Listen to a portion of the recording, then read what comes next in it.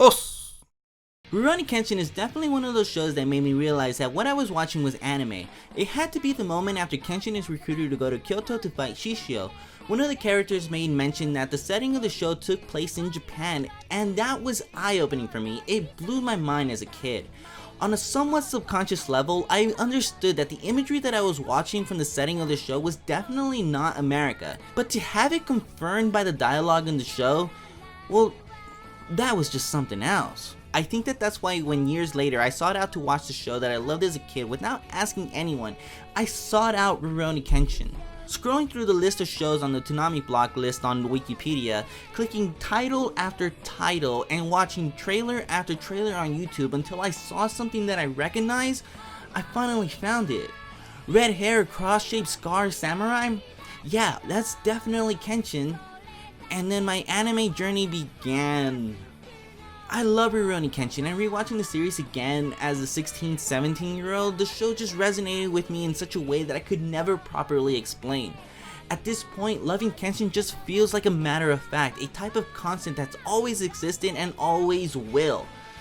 Even with the troubling controversy surrounding the author, I know that I praised the man in my earlier videos, but I just did not know. I decided to make the distinction that I don't care about him, I care about Kenshin. Because Kenshin doesn't just belong to him, it belongs to everyone that the show resonated with. Even though he created the character, he wasn't the only one in the process.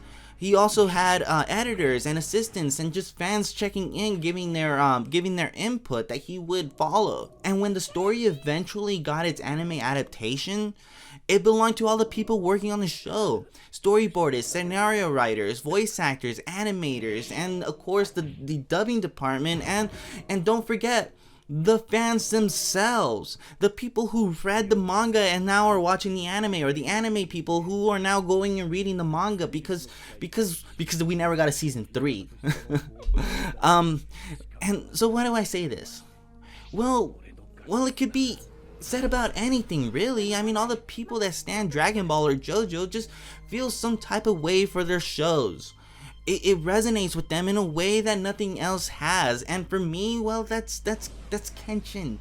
That's Kenshin. And just taking a minute to think about the show itself and the message that it is sending, I think that is very, very important to make the distinction that the story is not the author. Kenshin tells the story of a man in his late 20s fighting for the people who cannot protect themselves in an age that's having trouble abandoning its violent past and moving towards ever so slowly in a peaceful direction. A small, slender man, someone who is constantly mistaken for a weak fella and has to prove to them otherwise, that he's not someone to be trifled with, that the people that he cares about are not targets to be preyed upon. And also, thinking about shonen manga at the time and what we commonly know shonen as, Kenshin is very different from typical shonen manga. What I mean by this is that we get this man who already is the best. And the shonen in this story is Yahiko. We, the viewers, take the seat of Yahiko just watching this man go off the rails doing crazy cool sword stuff, right? Wishing that we were them. While Kenshin, being the adult, is dealing with an actual problem with atonement. Something that some people may have to deal with. What I mean to say is that Kenshin's Superman, man.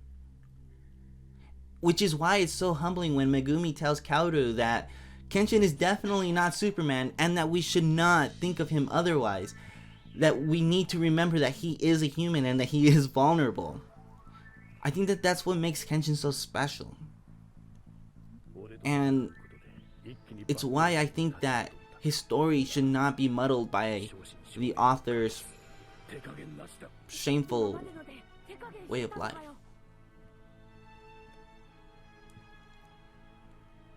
Well, that's it for today. I know that I went a bit off script towards the end, but I really just wanted to make the distinction that Kenshin and the author are not the same person, and that they should not be judged the same. The story of Kenshin is very pure, and it has a lot to teach people. And I just don't want such a good story to be tainted by this horrible monster that left a bad taste in everyone's mouth. I don't know, that got a little dark towards the end. So here's all my stuff that I guess I want to plug in. I have a Simpsons podcast that I think is kind of worth checking out. It's called Save Me Jeebus, and I review every single episode of The Simpsons until I call out for Jeebus himself to come save us from this world.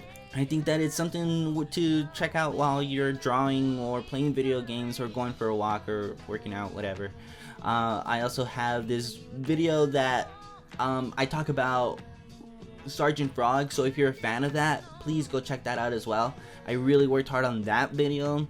And also, if you're new to the channel and you like Kenshin, I also have a whole playlist of Kenshin content, so go check that out as well. Consider subscribing, and I'll see you guys all in the next one. Bye, chan.